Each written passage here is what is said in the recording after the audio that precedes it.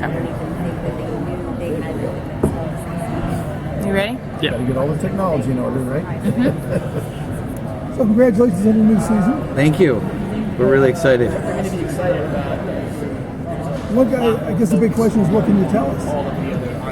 Well, I can tell you that this season, I think we really go full throttle into the time travel in a way that we didn't do in first season. In first season, if you watch it, you know that we dived in pretty heavily and got pretty tangled up, and we don't hold back. We go to some time periods way more exotic, the 40s, the 50s, 60s. We see a lot more of the future, and the conspiracy broadens in a way that is pretty exciting. I think people will be thrilled about where we take it.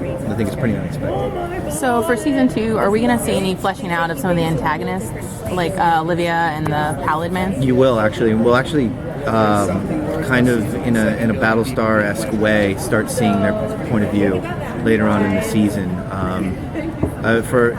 There are some new villains this season too. In season 2 that come into their own and are connected to our mythology in a really cool time travel-y, twisty way.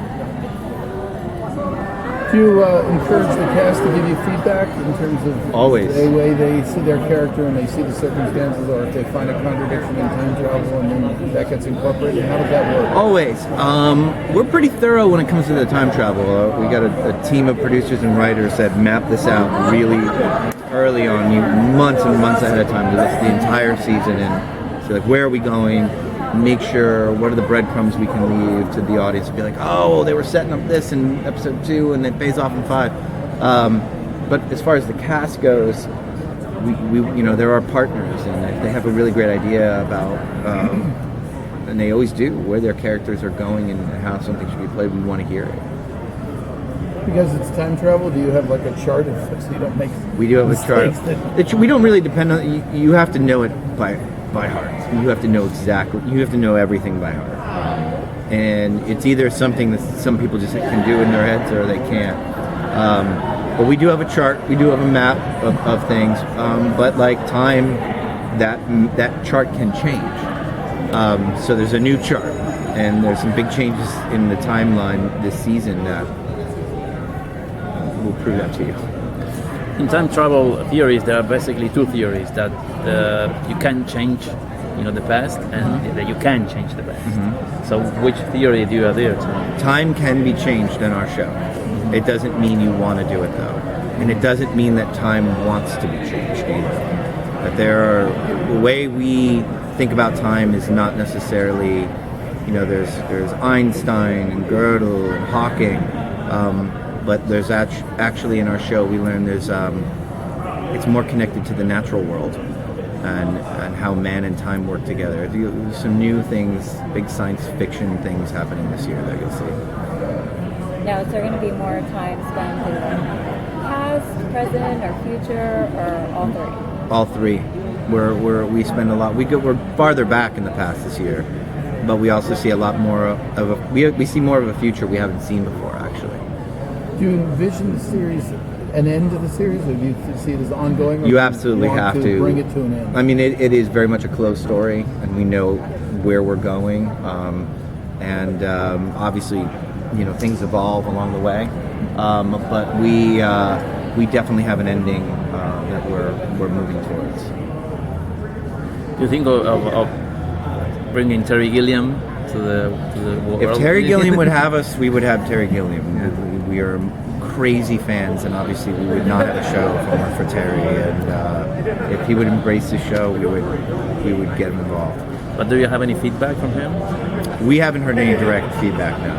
We could cast him somewhere. Yes. We could cast him. Yeah, no. Madeline Stowe has been very, very kind to the show. She loves particularly Cassie's character, and has been very complimentary. And I mean, that's an absolute honor to hear that from her. Because she is, everybody thinks about Bruce and Brad in that film, but Madeline is so exceptional, and her character turn in that movie to me is the biggest turn and the most exciting, and we kind of took that turn and put it right in the first act of our show. So Madeline's amazing.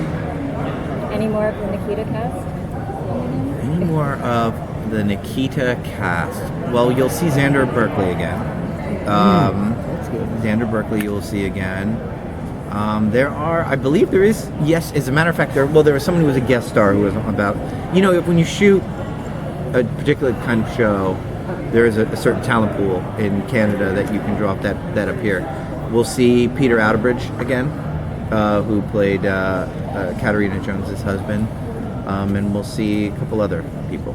Shameless. Maybe, we'll see. Do you have a favorite time travel book or story? My favorite outside time of travel, the- Back to the Future, I think, is the greatest time travel anything of all time. Rather than inventing all those things now. I know. You're going to be on the becoming real. hoverboard. And The hoverboard, yeah.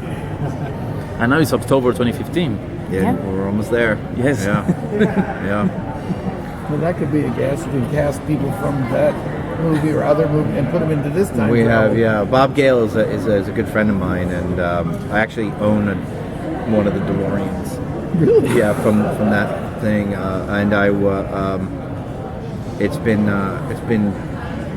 I just recently did a thing where they used my car with Christopher Lloyd to play Doc Brown for Universal in the new 30th anniversary Blu-rays, where he plays Doc again in this special. And I was writing a 12 Monkey script while on the set with Doc Brown in my DeLorean car, and I was just like, wow, if I could go back in time and tell my 10-year-old self that I'm writing a time travel thing while hanging out with Doc Brown and Bob Gale and with a DeLorean time machine, it was like going too far into the Matrix. I was like, I can go now. No moment of putting a DeLorean in there somewhere. We talked about it. I don't think there's a way to do it. And what about David Morse? Are you thinking about bringing him? Because Who? David Morse. Yeah, I'd love to have David Morse. He's a very busy man. Yes. He's a very busy man and very choosy in his roles. If he would have us, we would have him. So, when do you? I guess I shouldn't ask this. When do you think it's going to come to its or how do you? Can you talk a bit about how you see it proceeding? Well, How do you see the various threads? Between the conspiracy and the time travel. well, it's hard to say without spoiling a lot of this season. But we go very much. You learn much more about the enemy this season, the Army of the 12 Monkeys, where they were very mysterious in season 1. We started to learn a bit more. We started to realize they are connected to time, and then maybe they're time travels themselves, or they're connected that way. We'll learn a lot more about it in this season. Interesting. And we have some other folks traveling through time who should not be.